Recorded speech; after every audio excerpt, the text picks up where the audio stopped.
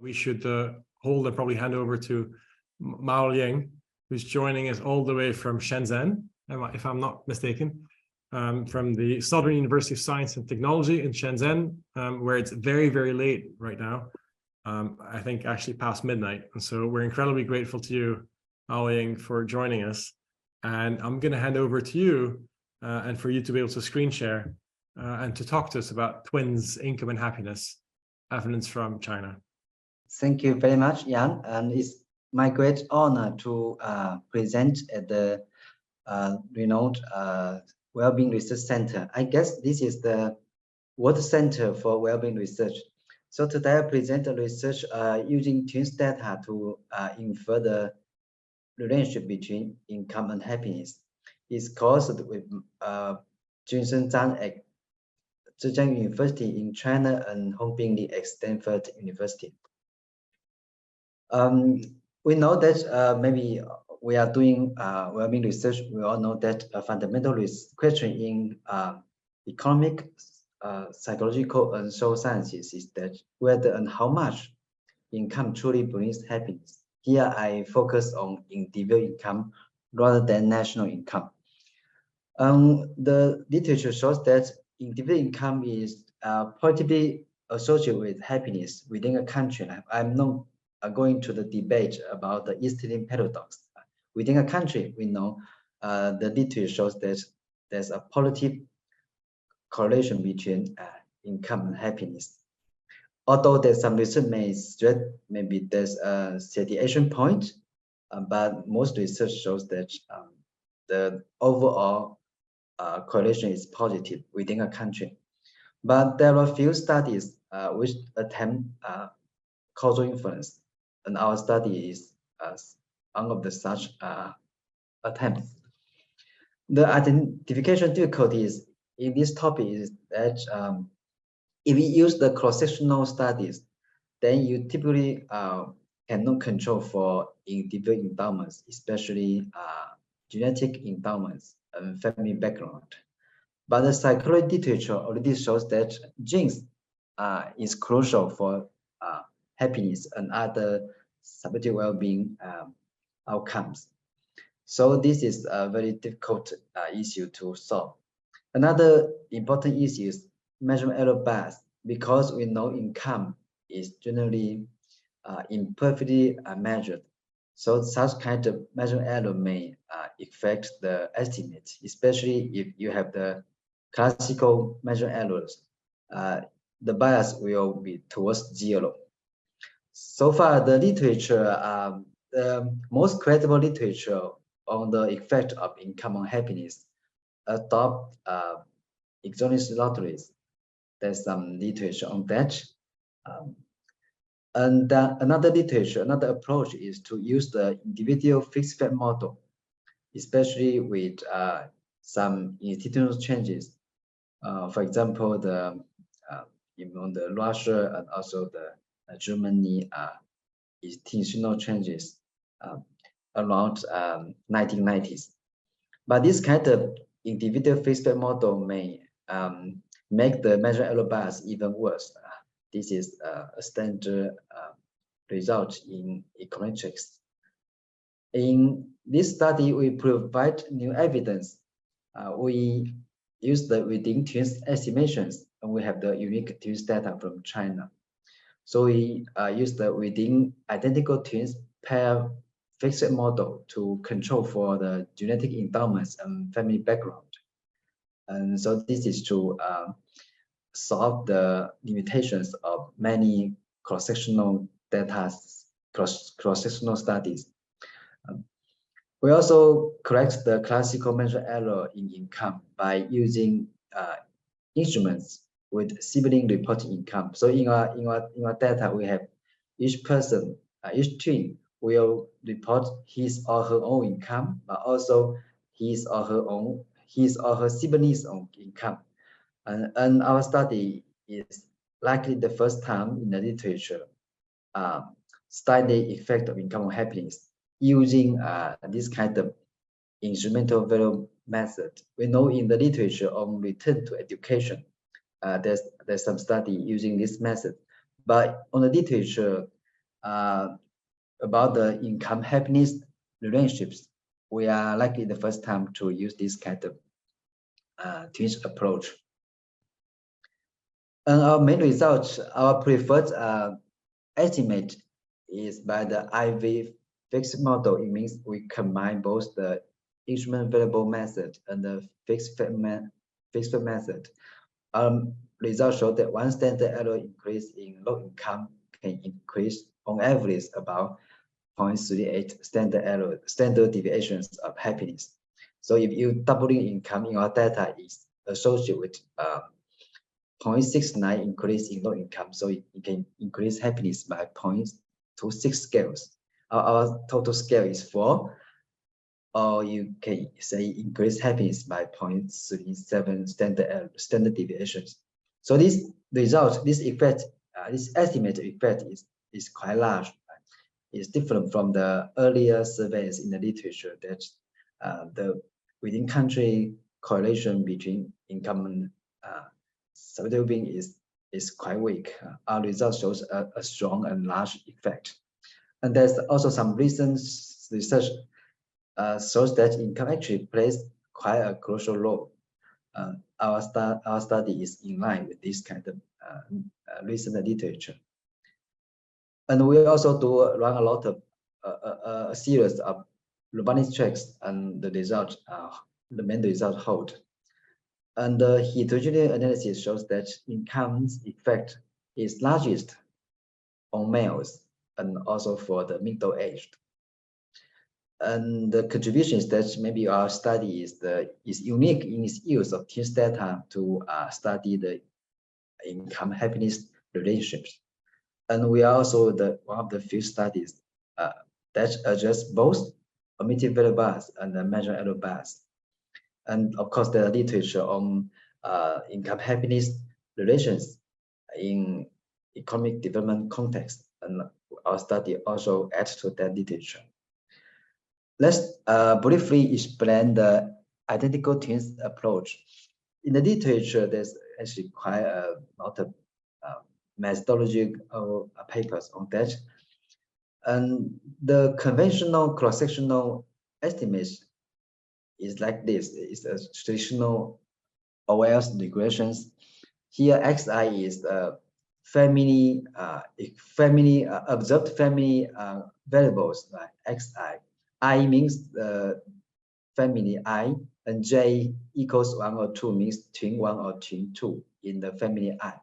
So XI refers to the observed family covariance, and Y1I and Y2I is the income of twin 1 and twin 2 in family I. G1I and 1,2I and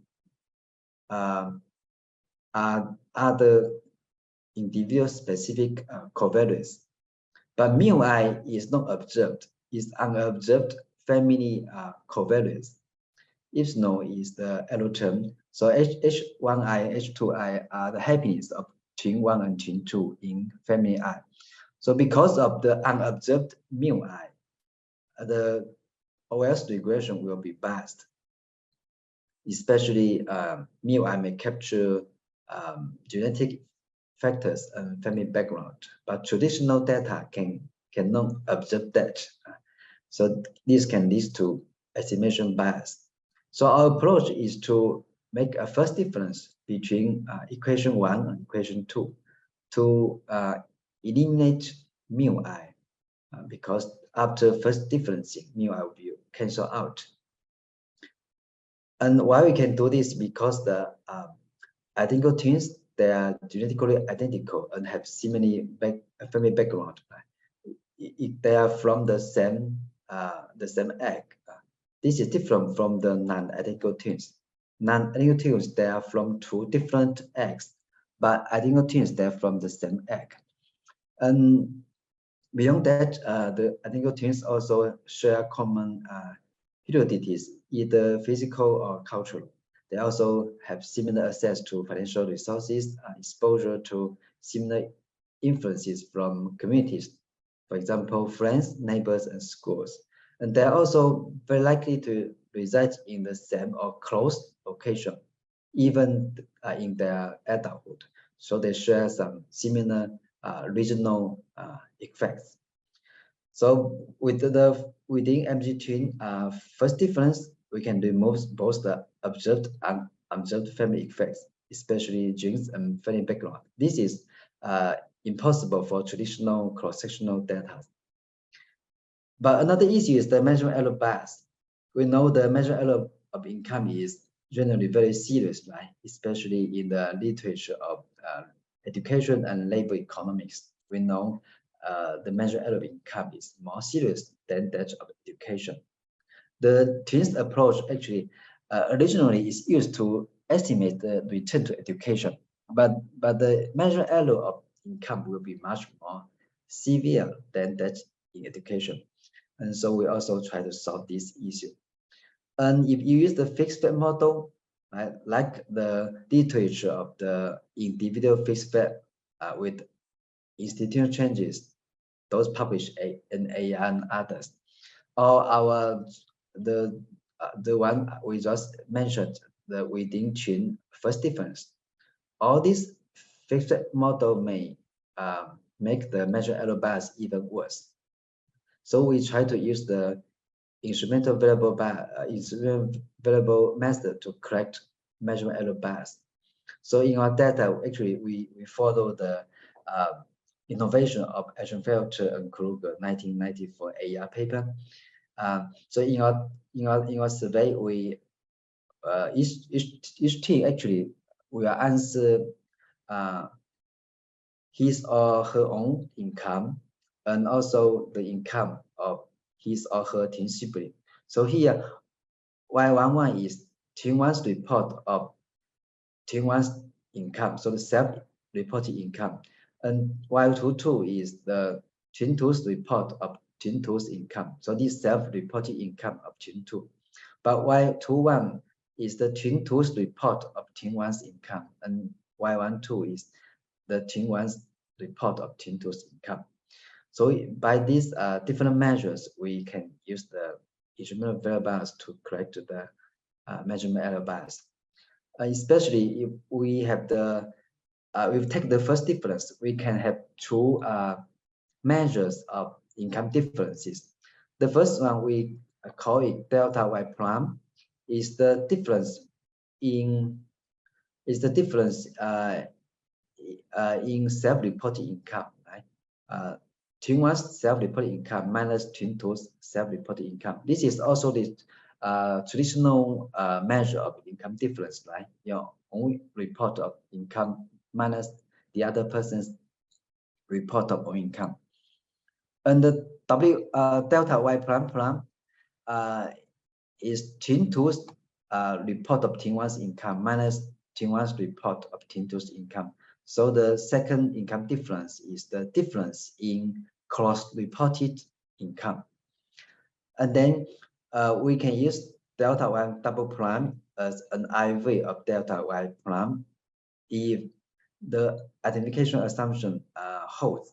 So the assumption is that the measure error terms in the IV delta Y double prime and that in the independent variable Y11 minus Y22 are uncorrelated. This is the identification assumption. And when will this assumption hold? If you have classical measure errors, anyway, after difference, there will still be uncorrelated. And this estimate will be also consistent even you have the common family specific measure errors. It means that if one twin in a family over-report his or her own income, his or her twin sibling also tend to over-report own income, and then this will be cancelled out. Because of the first difference. So this estimate is not only hold under classical measure error bias, but also even when you have the common family specific measure errors. So its application range will be much broader than classical measure errors. And for our data, the main income variable is the self-reported total income of last month, and the cross-reported income will be your twin siblings. Will be the total annual income of last year cross-reported by the twin sibling divided by 12. So this is the average monthly income cross-reported by the twin sibling. And our data is the Chinese adult twins survey in 5 Chinese cities. So it's collected by my co-author, and it has published some papers, and these papers have more details about this survey. We try to distinguish identical twins and non-identical twins based on some standard questions in the literature. So the twins will be considered as identical if both of them respond that they have identical hair color, looks, and gender. So both of them should answer that they have identical, not just similar.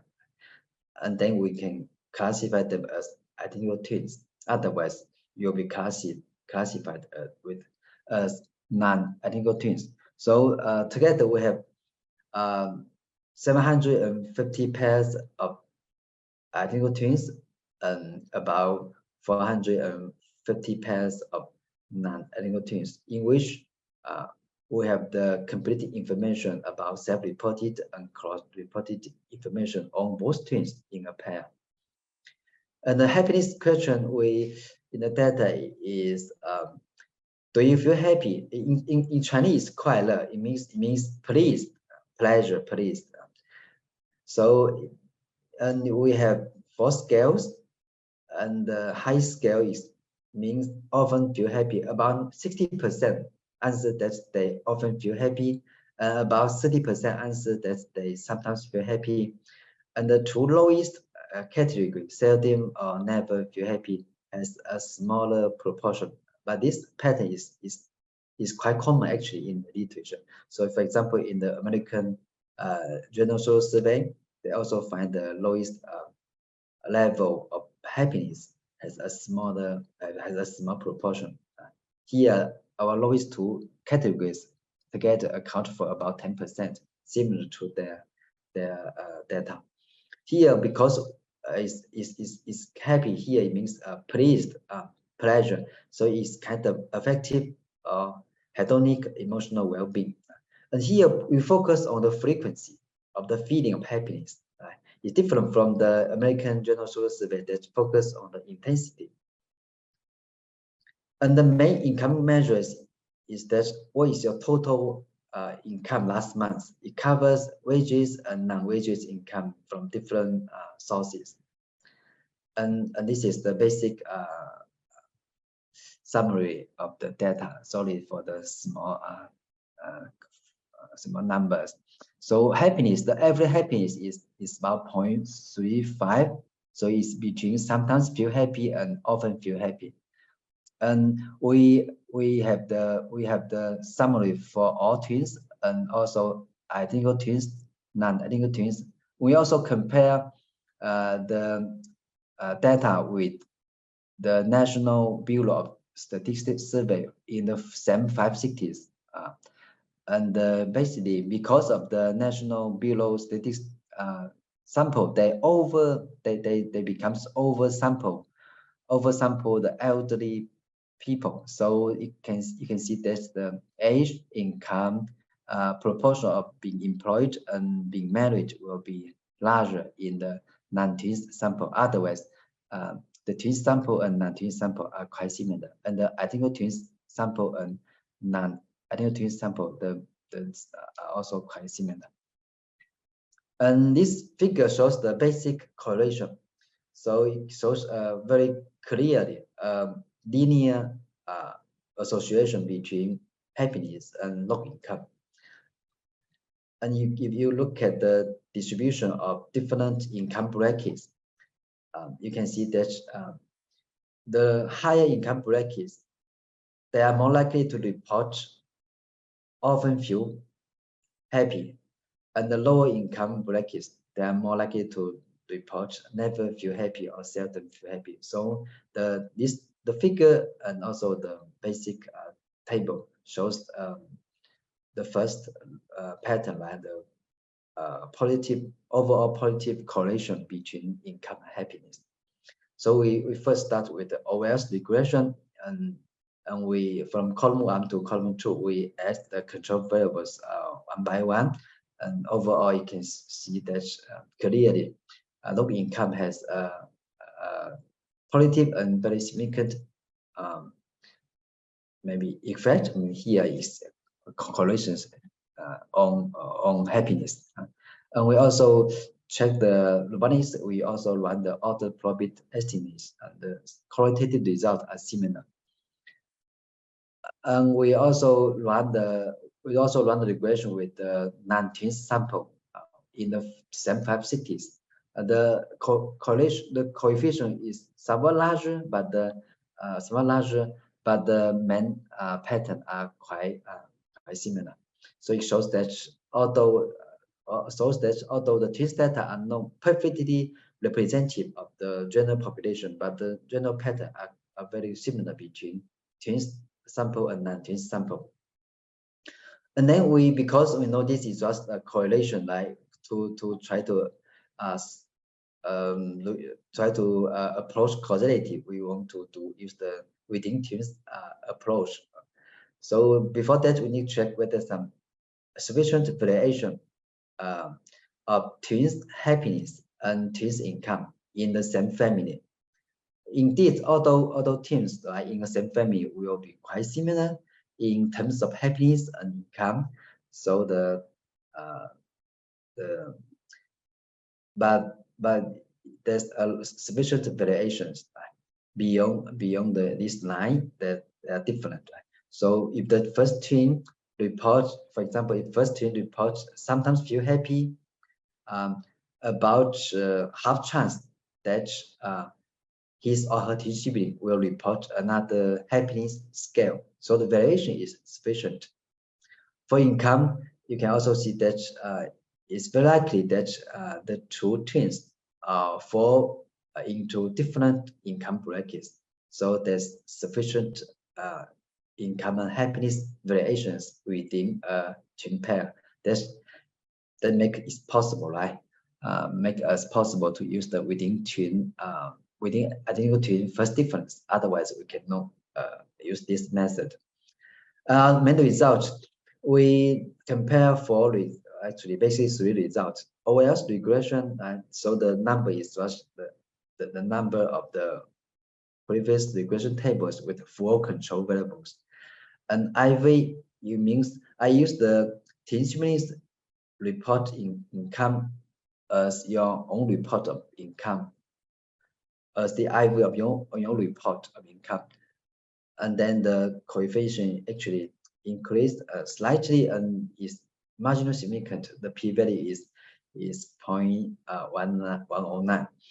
And column 3 use the identical twins and run the IV fixed model. This is our preferred method, and the coefficient increased a lot, either from OLs or from IV.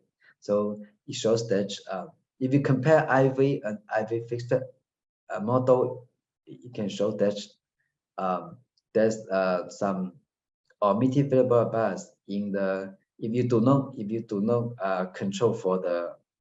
use the identical twins to control for the family background and genetic factors. And we also look at the IV fixed model, but use the non-identical twins sample. Because non-identical twin sample, their genetic endowments are not identical, so it cannot fully solve the issue of genetic factors. So the result should fall between IV and IV fixed model. Use the MG twins sample. MG twins means identical twins. DG twins means non-identical twins. So indeed, this coefficient for non-identical twins, IV fixed model 0.143 falls between the IV estimate and the IV fixed fat model with the identical twins sample. So the column 3 is our preferred estimation. And we can see that compare these results, you can see that the IV fixed fat model with identical twins are significantly larger than the IV than the IV estimate. So it shows that because the IV estimate does not eliminate the genetic endowment, so it shows that the genetic endowments actually correlate with income and happiness in different directions. This may be somewhat counterintuitive, but it's also observed in twin studies in other contexts in the literature. One example is that individuals who are more genetically likely to be happier may also have a more easygoing personality and then be less driven to pursue material success. They have lower aspiration for maybe materials. And we know that this can result in low income, right? But people with lower aspiration, right, holding other things constant, can lead to higher happiness. So this may explain why the genetic endowments correlate with income and happiness in opposite directions, not the same directions. And we also find that the IV fixed estimate much larger than the OL's estimate. So there's a downward bias in the traditional OS regressions. This is also considered with some literature in some research in the literature. We also run some Robustness checks. First one is we try to record the happiness. Right? The original happiness is 4 scale. We column 1, column 2, we recode it to 3 scale or 2 scale. The qualitative results are similar. And column 3, we also limit our sample to those born before 1979, because if you may know, after 1979, China adopts a quite strict one-child policy. So some families, some parents may misreport non-twins kids to be twins, right? To avoid the one-child policy violation punishment. So in column 3, we try to drop the observations who were born after 1979, and the results are similar. In column 4, we try to address the concern that mating in the marriage market may affect both income and happiness. So we restrict our observations to those married, and we find that the coefficient on income is still large, although maybe less precisely estimated. It could be due to a smaller observation number because we only look at married people. We also do some preliminary heterogeneity analysis of the income effect. So column 1, column 2 separate male and females because we know that males and females, first, their happiness level may be different, right? On average, females are more happier than male. More importantly, female may have a different pattern of happiness than males, especially in Chinese society. Females bear more of the family responsibility in the Chinese traditional culture. Right? Even today, females bear more of the family responsibility. Maybe you can understand this in the time of the COVID-19. The mothers they take care of the family and kids more than the husband and fathers. Males they bear more of the financial responsibility. So the income effect could be larger for males than for females. Indeed, column 1, column 2, we separate the sample by gender and shows that the income effect is is quite large for males, but it's small and insignificant at all for females. And for column 3, we try to look at the different age groups, and we find that there's some heterogeneity across age group. Those in their middle age, for example, age 46 to 55, the income effect is largest for them. This is easy to understand because they are in the middle age. They have larger financial burden, so income is more crucial for them. In column 4 and 5, we try to separate, also look at the age group heterogeneity, but separate the male and female samples. It again shows that for males, the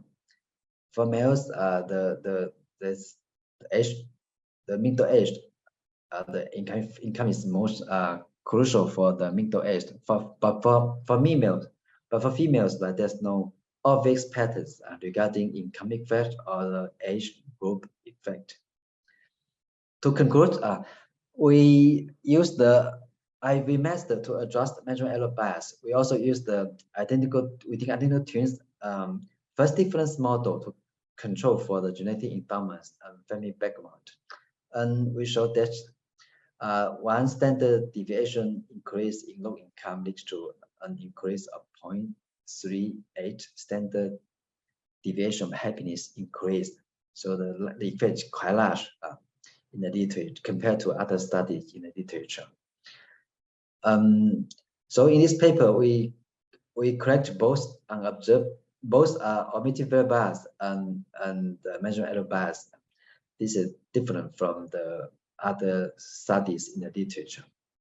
And the policy implication could be that we show that income guarantee is very important. And the social welfare policies, for example, social safety net is crucial in maintaining people's basic well-being, especially for the poor. And we also, so the future studies, of course, our desire is to focus on the income. We do not directly look at the welfare policies. So future studies on the effect of welfare policy in happiness are very important. And also in this, due to the limitation of our data, we do not look into the details of the potential mechanisms, how income or why income affects happiness, or why its effect is so large. And also beyond our research, like in the future literature, you can study how to better use income to promote happiness. Our paper just shows income has a large effect on happiness than we previously believed. But how to better use money to promote happiness is beyond our research purpose. And of course, there are one popular books called Happy Money: The Science of Smarter Spending. It can tell you how to spend your money smartly, to improve your happiness. But this is in line with our results. We show that income has a large effect on happiness. So it's important. So maybe that's all. We can give more time for discussion.